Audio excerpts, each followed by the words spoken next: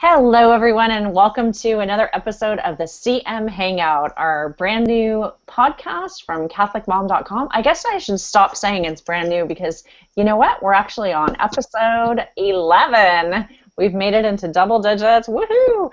And so we can no longer use the excuse of being brand new for any technological happenings that may occur during the next half hour.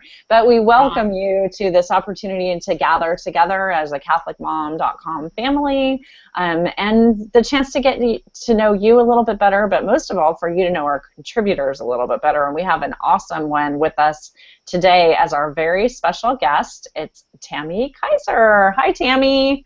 Hello. Hello. And then with me today also is my stunningly beautiful co-host, Sarah Reinhard. Wait, I was looking around for who your other co-host was. Crazy lady. It's you. You always make me smile, so this is awesome. And we're so excited today to get started with a conversation about Advent in the real world and about Tami's amazing Smart Martha apostolate and some great work that she's doing to serve Catholic moms literally all over the world. So before we get started, Tami, I have your bio, but I always love to ask people to introduce themselves because that brings us the most important information first and foremost. So tell us a little bit more about yourself. I don't know where to start, Lisa, and I never like introducing myself. But so I'm from Greenville, South Carolina, and I guess the most interesting thing that people love to hear is I do have 10 kids, and 8 of those are boys, so that's always kind of a fun conversation. And the second girl didn't come until just 3 years ago, so my age span, which is, you know, the question most people ask next, is 27 to 3, so it's a big age span. But the 3-year-old's like 8 years behind the one above her. So my kids are old and they are leaving my nest. I have like this empty nest going on, so that's where I am in my life right now. And I also have 5 grandchildren. And so I've always had a heart for mother's ministry, sort of like you, Lisa, and Sarah, and you know, really big in teaching NFP. I started Smart Martha, which is just a ministry to help moms, you know, really embrace that vocation of taking care of the home and taking care of their children. And I traveled around and did that for a little bit and wrote a book. And then on top of that, I also mentor like celebrating the liturgy in the home. So I'm trying to help busy moms do that. And I know that's so difficult, and it sometimes can put moms over the edge because it's feel like just one more thing they have to do. But I try to, you know, make that simple and show the benefits of doing something like that. And then my newest thing, like I don't have anything better to do, but I don't know, this just came to me, you know. I just really felt good. It called me to do this, and I put the poster up. Now, I mentioned to you that I was supposed to have furniture delivered this morning. I'm sitting in an empty room right now. The office furniture did not come, but that's okay. It was supposed to come yesterday. It didn't come today. It's going to come tomorrow, so they called and they told me. I could see them like coming in the middle of this, you know, conversation, these moving guys coming in and moving all this furniture. But no, they promised me they're going to come tomorrow. But so I've started this conference for moms, and it's just for you know, it's for busy moms to get together and hold an easy conference or just a retreat day or day of reflection for the moms at their parish. And I have some great speakers that, you know, normally if you fly these people in, you'd have to spend a lot of money to hear them. But so this is just an easy way for them to get to hear these speakers, but more importantly, just for them to get together and talk about these ideas. And then it's also available online, so busy moms can pull up these talks and listen to them throughout all of Lent. I love that project. So and this is the second year for that, right? So the second year. Yeah, so we're definitely going to come back to that during the second half of our conversation. Yeah, sure. Because I can't wait to hear how last year was and how we're going to build on it for this year. And we're really happy to be able to not just have you on today, but hopefully to be a bigger part this year of what you're doing with that. So yeah. That's a great thing.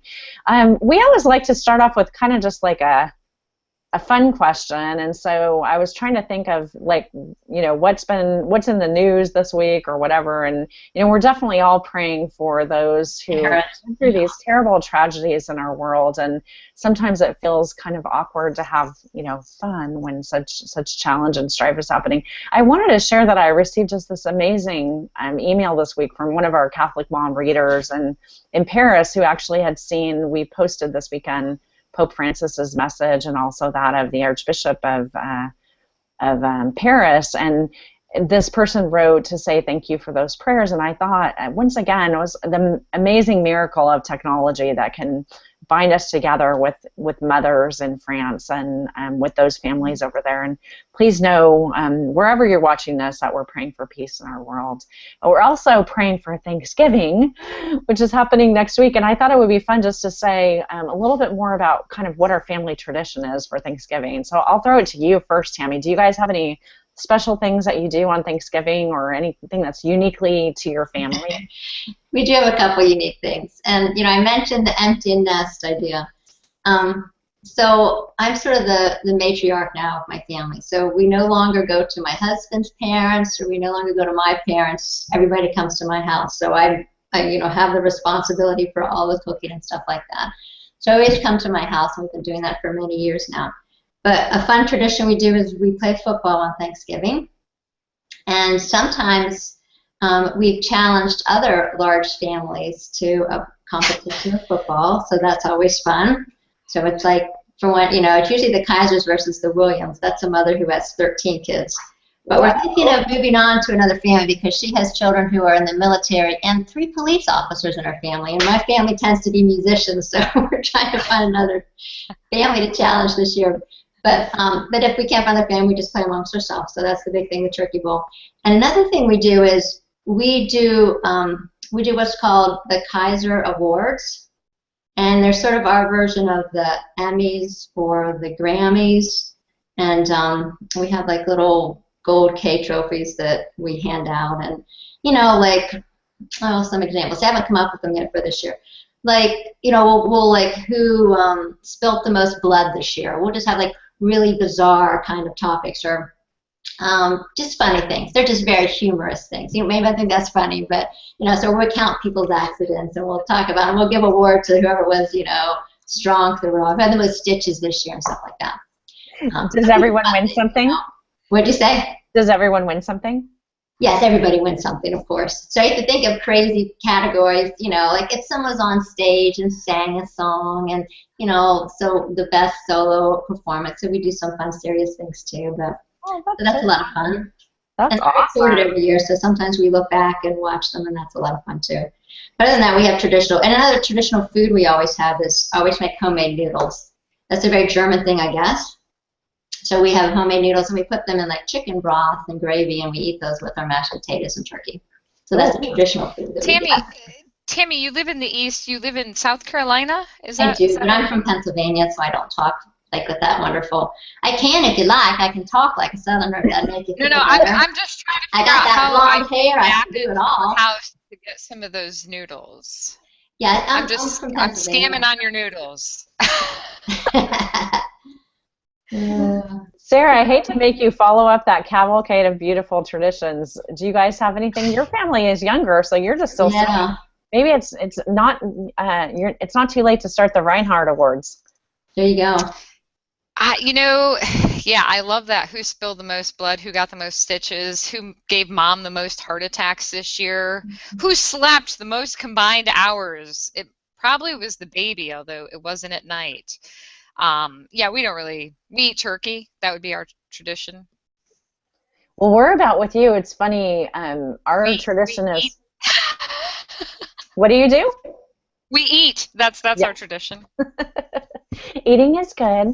Our tradition is sort of that we don't have traditions because half the time my husband, who's an ER doctor, is actually working on Thanksgiving. So we've had to have all different kinds of celebrations. And it's funny because I grew up in a family that did have the big tradition in my family was that my daddy cooked Thanksgiving dinner. And so my mom got the day off and all the kids helped daddy to do it. And we had this, ritual of, Tami, maybe you do this. Our turkey would get cooked upside down in 2 brown bags, like the grocery bags. So you do all the basting and everything and then flip it and bake it that way.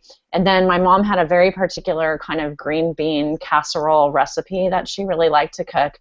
And I remember one of the first times I cooked Thanksgiving, I was inviting my younger brother to come over and have it with us.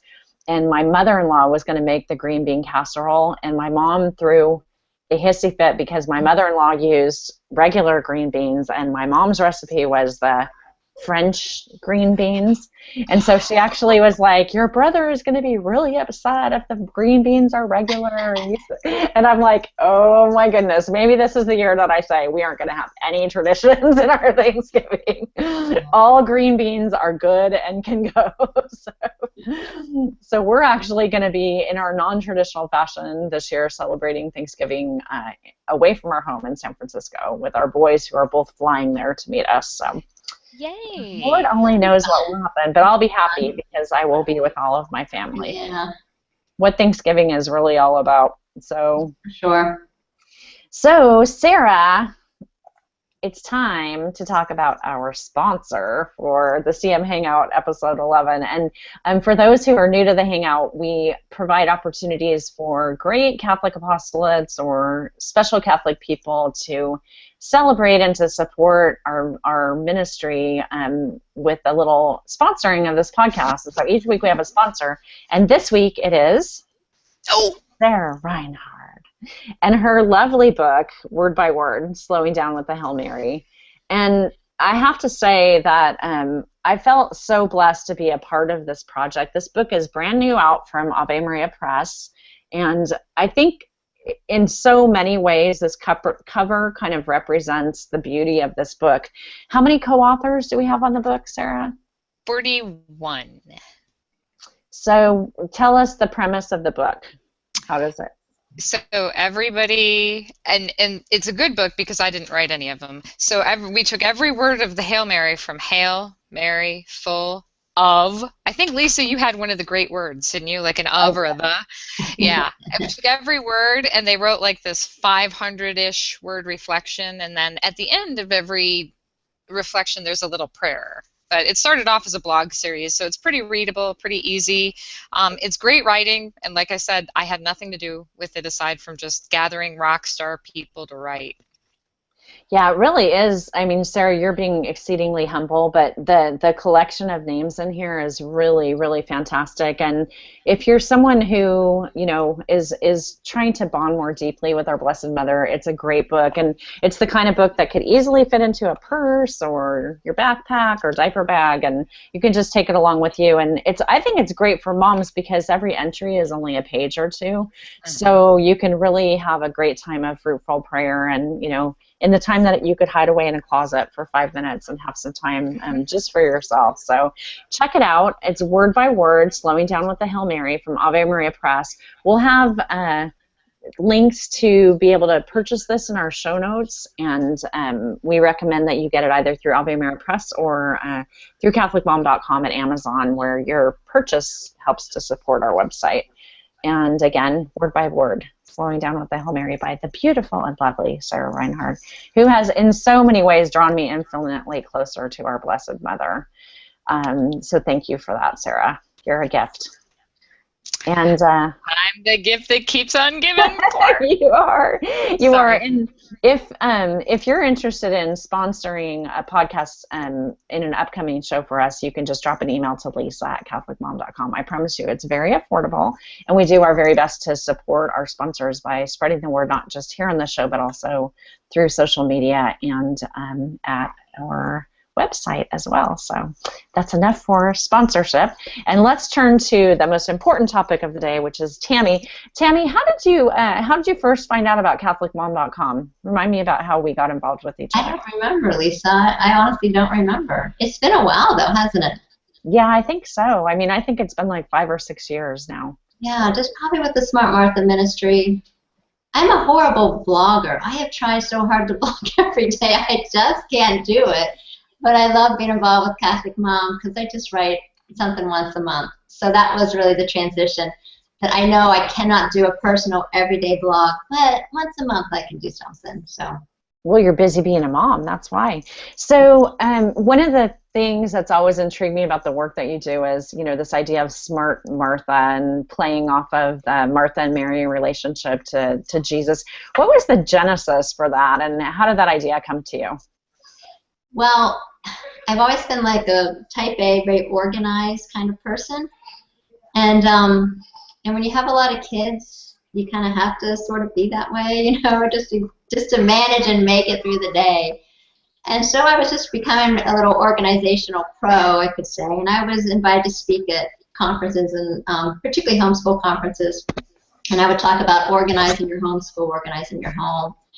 And I just got an epiphany one summer on the Feast of St. Martha, and it was, Tami, you are such a Martha. What are you doing? You're telling these other people all this information, but you are forgetting an important aspect of the ministry, and that's me, Jesus Christ. That's what I was thinking he was speaking to me. And I said, Jesus, you are right. Help me to see clearly how I can help moms out, because I kind of feel like, you've made me this way, Jesus, this personality, and one who studies and finds all these answers and finds ways to do things. And a heart to share with other people, but I really want to serve you and help bring people to you. That's what's most important. So the whole Smart Martha, the Martha Mary story came into order, and I really modeled quite a bit of my Christian growth through that whole idea of, where does Jesus want me to be right now? We have to wash dishes. That has to get done. But on the other hand, where is Jesus calling me? And I find that, this is a gift that he really, truly gave to me. Just that idea of so I'm supposed to be Smart Martha, I'm supposed to be doing this the right way, the smart way. I just constantly have that in front of me. Where is Mary? She's choosing the right thing. Dear Jesus, help me to always choose the right thing. And so my talks became a little bit organizational, because I know that draws a lot of women out. That brings women out. They love to hear this kind of stuff. They want to, do a better job being a mom. But on the other hand, they still need to hear that message and choose the better thing like Mary did. So that was really the genesis of it all. And it stuck with me ever since. To this day, to this morning, when I have tasks to do. But, it's like, Jesus, where are you? What should I be doing now? Tami, as you look at your apostolate and how it's grown, I actually am a nerd, and I went back on the CatholicMom.com archive. Yeah. And your first post was January 22nd, 2010. So you have been around for quite a few years. Yeah. On the website. Yeah, you've been around for a while on the website. How does your apostolate? What are your priorities now? I mean, I know you would have started small, but what are your priorities now? I mean, right behind you have a poster. It's grown into a conference. I mean, did the conference specifically come from Smart Martha? How did I guess I just asked 4 questions at once. No, that's all right. I mean, it came just because, it's just a time factor. Just traveling was hard for my family, so I didn't want to travel a lot. And like I said, I'm horrible at doing these daily vlogs. I'm just not a gifted writer like you all. I love to write, I love to express my idea, but just to put out a lot of information, I just wasn't able to do that. And so when this conference idea came up, I decided I'm going to put Smart Martha on hold for a little bit. She's still there, certainly a part of my life, but I'm going to go ahead and pursue this conference. So for the last couple years, that's been an aspect. I would like to go back and actually do something with Smart Martha, with videos and for moms groups, make it sort of a fun kind of thing where they can see some of my talks in video form and then discuss them. Because that's the fun part for moms, just to get together, talk about ideas, talk about what works for them, what doesn't work for them. And that was the wonderful thing about doing these conferences. I would travel around the country, go to a parish, and I would just do some ideas and of course, bring it all back to Jesus and make sure that everyone has their priorities straight. But just for the moms to get together and really support each other. And so that's really kind of what this other conference is about. It's just moms getting together and supporting each other as well. Tami, last year the conference was like a video format. Are you repeating that this year? And how can people specifically get involved in it? Well, I'm pushing right now, and this is, we're talking about the holidays and getting things ready for the holidays. So I was sort of hoping before Thanksgiving and Christmas, God, I would get parishes signed up. But it's slow going. It's hard to get people to commit to that because we're all so busy moms. But the conference is until February 20th. So my thought was, well, let's get people to get this on their calendar now and sort of plan ahead. But I know, probably up until January, February, people will hopefully still say, hey, I can still pull a group of women together and we can still listen to this together. So yeah, it's all video format. I also have, we are also live streaming Jennifer Fulwiler at 10:30 in the morning on the first day that we're offering this conference. So that's sort of exciting news. So the thought is that women who are holding these conferences all over the world, because we have one in the Philippines and one in Canada so far, so we're spreading out, that we would come together, we'd hear that live stream talk. And another important thing I wanted to do together is I wanted to do the Divine Mercy Chaplet at 3 o'clock Eastern time. So I know that's different time for other people, but I thought it'd be cool if the moms could all pray that together. And then if you're a mom by yourself, you're not with other women physically in a group, you can be online on that day at some point, and you can hear maybe the live presentation, pray the Divine Mercy together, and then have access to some of these other talks. There's like 20 speakers that I've actually recorded myself. I've got a good video team, myself and one of my sons.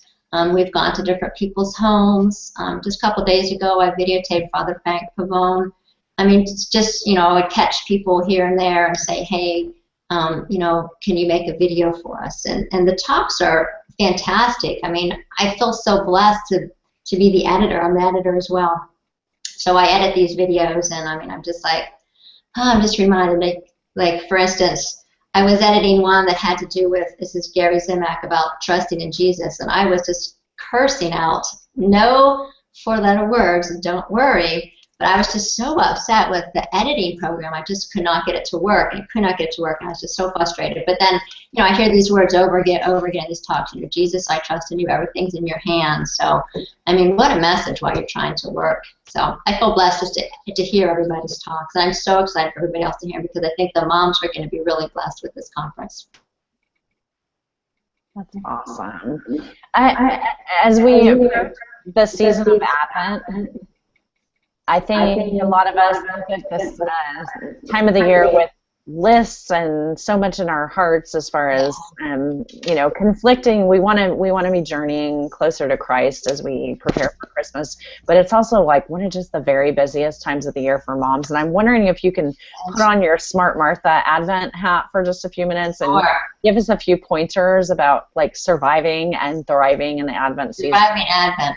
And so if you want to do the conference, sign up, put that up to the side for now. And then really take Advent as a time to be with your family and try to slow things down.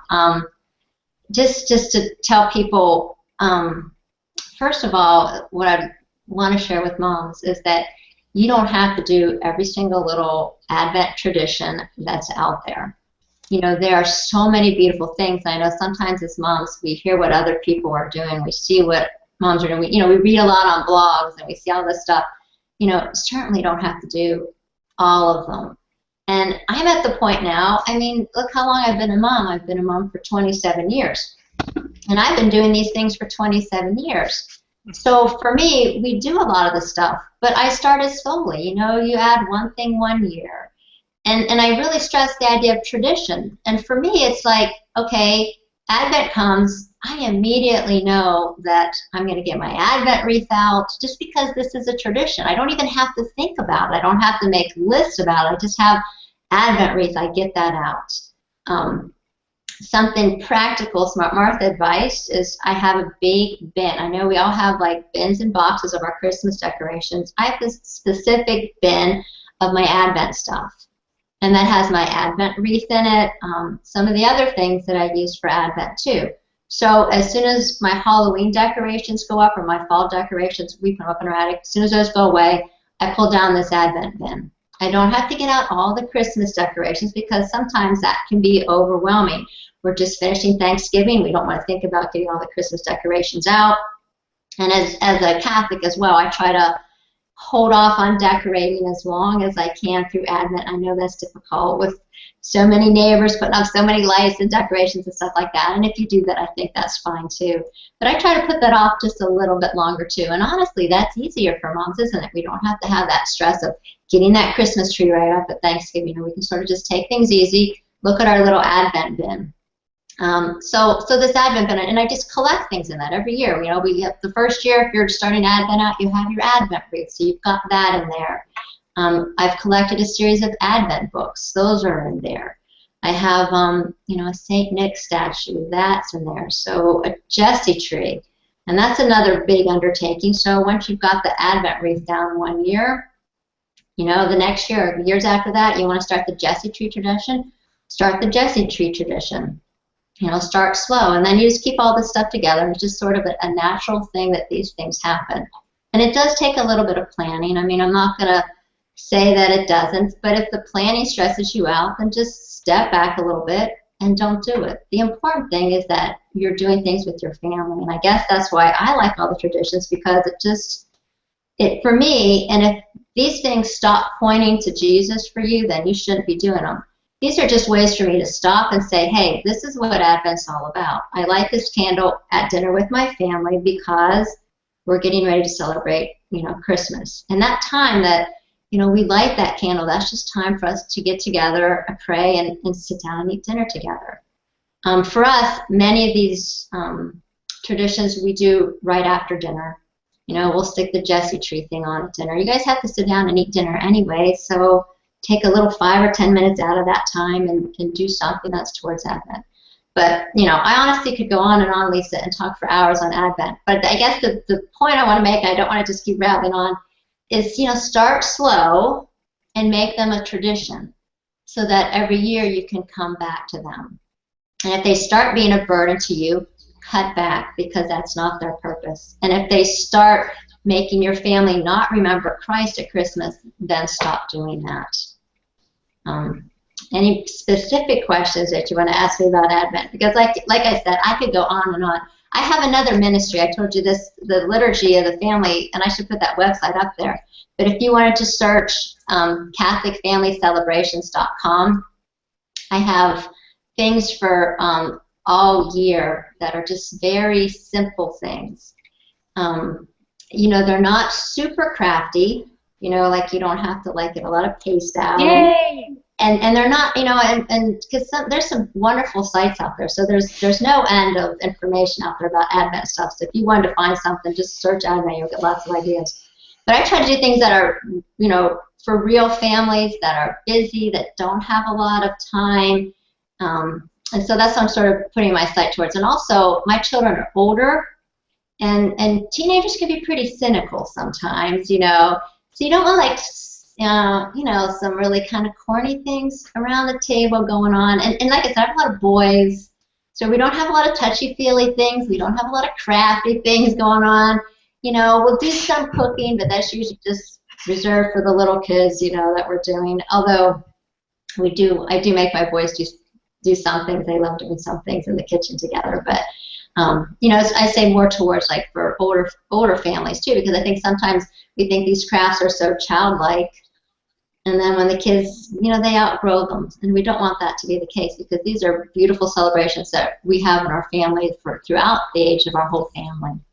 So CatholicFamilyCelebrations.com. You can look there and you can look at the Advent tab, and you'll see, some of the stuff that we do for Advent. Sarah, you're muted. She's talking. She's talking, but we don't hear her. We're trying to read lips, but nope. Let's see if we can get Sarah in there. Your sound is turned off, dear. So I'll ask that. This is the perfect opportunity. Yes, Sarah's muted. So she's for our non-video viewers. She's going through lapses of frustration right now. We're getting short on time anyway. So. Yeah. But Tami, you said something about the idea that these celebrations draw us closer to Christ. I think that's something that's really important to dwell on, especially with women and moms. That sometimes I think we can, and I know this because I've done it for myself for a long time. When before my husband had come into the church, and I had these 2 young boys, and I was really looking for ways to express my faith with them and to teach them.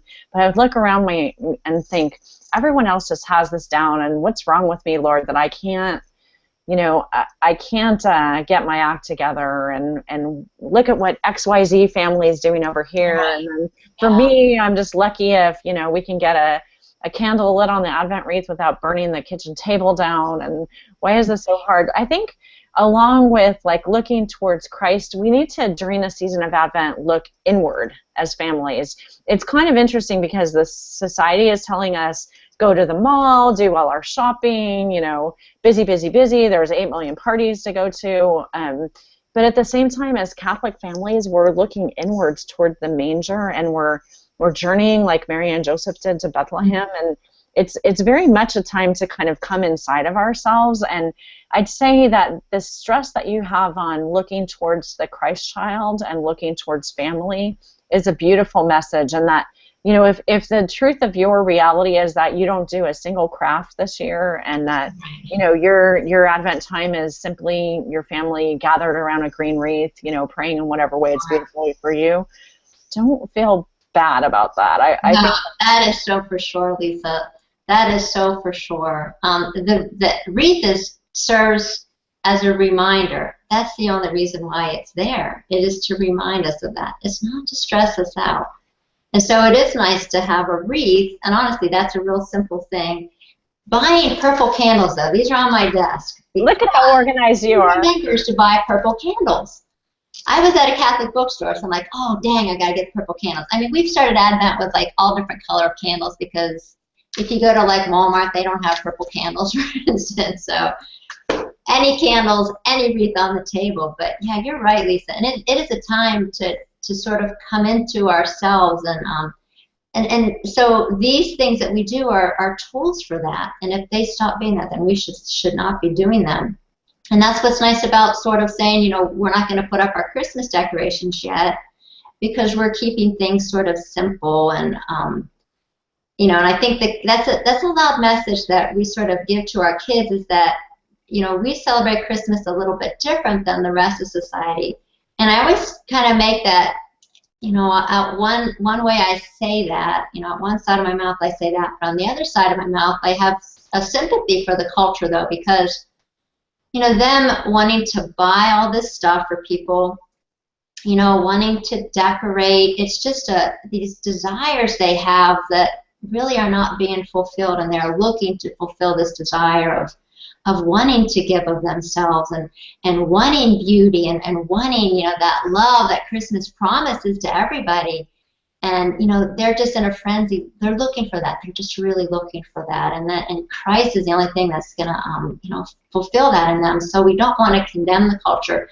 They've got that desire, but we know the answer, and we know how that desire is truly fulfilled in Christ. And it's not going to be through buying lots of stuff and fancy lights. And those are sort of, you know, extras out there that are just one way that we celebrate that desire and that fulfillment that we have in ourselves. And so that's the message we try to give to our kids. And that's why, you know, our house is a little bit more simple at Christmas time, but yet we do get decorations. We do celebrate, you know, and Christmas is a little bit closer. I mean, we can't hold it off completely till Christmas Eve, but, you know, we hold it off a little bit, just to say that, you know, this is the real meaning. This is what people are searching for out there. And, you know, we have the answer, people, you know. Sarah, do you have your voice back? Sarah. Say again. Oh, she does. Sarah's back. Nope, she's not. Oh, there she is. Yeah, no, I'm here. I'm here. Yay. Do you have a final question for Tami? Yeah, so before I had my like little throw a fit on top of Catholic Hangout, yeah, I was just going to say, I was looking at the website as you were talking about it, and that celebrating Catholic family tradition. Okay, it's Catholic family celebrations. Yeah, sorry. It's a jumble. I was trying to make it be very. Oh, no, I'm like sharing it on my own Facebook and social media things as you're talking, going, oh, this is great, like, because so many times I am not a crafty person, and though I have girls, they have kind of learned that Mom can be crafty, and that, look, that's my like phone reminder in the background telling me that I have to go pick them up. Like, even though they can be crafty, sometimes I think we get so caught up in the stuff, like you were saying, like not just the decorations, but the things we have to do.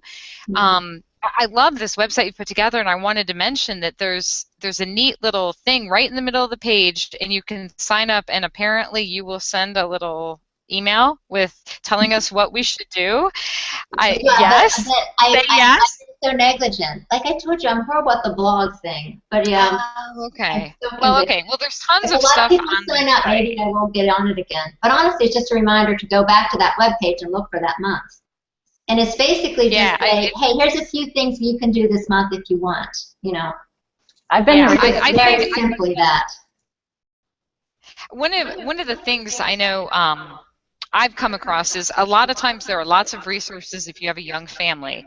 But now my oldest is 10, and I'm seeing that she's kind of getting to be right to the cusp of what all the popular stuff is. So all the really cute things are kind of age 10 and below. So she's right on the edge. Yeah. And I don't know. This is my first time through doing it, so I'm for one really appreciative of that site. But I did want to ask you, and it's a question I think you've answered already, but I kind of wanted to pull out the answer as it is. What do you think moms are looking for the most today? What do you think they need the most today? No, just that simple question, Sarah. Just an easy question. You can just toss out the answer. We'll pray we're done. Clear answer. I don't know. We need Jesus. How about that for an answer? Well, that's where I thought you were going to go with it. Because that's what I've been hearing you say. And our children need Jesus. And, of course, they're in the middle of a consecration, so the best way to get that is offering it to Mary, of course. That's what our moms need. But, maybe on a more practical level, I would like to see moms get together and have support groups. And, I think blogs are great because I know I know lots of moms that learn a lot from blogs because they don't have other like-minded Catholic moms around them, so they like that. But I also think they need real live moms around them as well. I'd like to see moms get support like that. And that can really help people grow in their faith. And if they have even something similar about their faith, a little bit of depth there that they can talk about something meaningful, I think that helps moms out, Tami, I agree with you 100% that in-person, that person-to-person, real-world nurturing that we can give each other as sisters in Christ, that's so important. And no blog, no matter how big it is ever going to take the place of sitting with a girlfriend, having a real relationship. Right. Certainly the websites can be vehicles to, I would say Sarah and I get to spend very little time in person, and yet she's actually one of my most profound and dearest friends, and so that is a very beautiful byproduct of the website. But this idea that we can bring it home into our parishes, especially through the resources that you provided are and any resources, right? Any resources. I think anything that can bring moms together. I had a moms group one time where we unfortunately did crafts. We came together and did crafts. Sarah, maybe you would love that, But it was fun because we had the moms that got together, So and now I'm in the well-read mom group, so we get together and we talk about some really obscure piece of literature. Now they're not all obscure, just the one for this month's obscure, which I did not read, by the way, for this month. Anyone who else is a well-read mom person, but just and really just getting together and supporting each other. Yeah. So the bottom line is, along with the Smart Partha resources, definitely check out Tami's CatholicConferencesForMoms.com, which is really an out-of-the-box, you don't have to do a lot of organizing. She's done it all for you. So if you really are someone who has looked around your parish and said, there's nothing here for me, then what I want you to do is go to Tami's website, Catholic Conferences for Moms, and the 4 is the number 4. Catholic Conferences #4moms.com, and go there, print out some of the resources, and then make an appointment maybe with your pastor to go in and to say, Father, we would really love to bring this to our church. You don't have to do anything. I don't need a bunch of money from you. This is all organized, and here's how we're going to do it for this year. The clock is ticking, so even though we're nearing the holidays, it'd be smart for you to get an appointment now. Before you start, so you can just concentrate in Advent on your family. Right? Absolutely. So we'll have links at CatholicMom.com in our show notes to Catholic conferencesformoms.com, the way that you can so easily, and if you don't want to do it at your parish and you want to do it within the comfort of your home, maybe invite 3 or 4 girlfriends over. That's right. It's very flexible, so it's really a perfect thing. So let's stop waiting for somebody else to organize this for us. Tammy's done all the heavy lifting. It's time for us to just unpack it and bring it home. So Tammy did organize it. Tammy, any final thoughts before we go to our closing prayer for today? Oh, no. I have so much I could talk about Advent. I love these liturgical seasons. And I just would love to do anything I can to help moms to give these a try, but not to get stressed out about it. So, no, I don't know. I guess not. I'm trying to think of something profound to end with, but I don't have anything. Love Jesus and love him in your home. Love Jesus through Mary. That's right. And get some good girlfriends. That's and talk great. about some good things. Well, we'll have links to all of Tammy's websites and all the resources that we've talked about today. She's mentioned it a few times, but we do want to invite you. We have this great thing happening at the website. We're in the midst of our 33-day total consecration retreat. Don't worry if you didn't get started with us. You can jump in at any time. This is going to be something that will live on at the website, so we'll be reminding you as the next time to start a consecration retreat comes up. But please come over and pray with us. We're just having such a profound and beautiful experience with this retreat. And in absence of anything else, and because we're running short on time, I'm just going to ask Sarah to close us in prayer. Okay. Sarah. All right. And I am going to just turn to Mary because it's my go-to. She's my go-to gal. So in the name of the Father, and of the Son, and of the Holy Spirit, Lord, thank you for this wonderful time together. We ask that everybody who has listened to us be blessed and carry this out into the hills and bring the Catholic conference, or bring themselves together so that they can feast each other. I don't know. I'm using terrible words today. It's the end of the day. So we'll just turn it to Mary and leave it with her. Hail Mary, full of grace, the Lord is with thee. Blessed art thou among women, and blessed is the fruit of thy womb, Jesus. Holy Mary, Mother of God, pray for us sinners, now and at the hour of our death. Amen. In the name of the Father, and of the Son, and of the Holy Spirit. Amen. Thank you so much, Sarah Reinhard. You can find her at snoringscholar.com. Be sure to check out Word by Word, Slowing Down with the Hail Mary. Tami Kiser can be found at smartmartha.com, CatholicFamilyCelebrations.com, and CatholicConferences4moms.com. Thanks, Tami, for being with us today. And to all of you who joined us at the CM Hangout, we'll see you next Tuesday. God bless. Have a great day.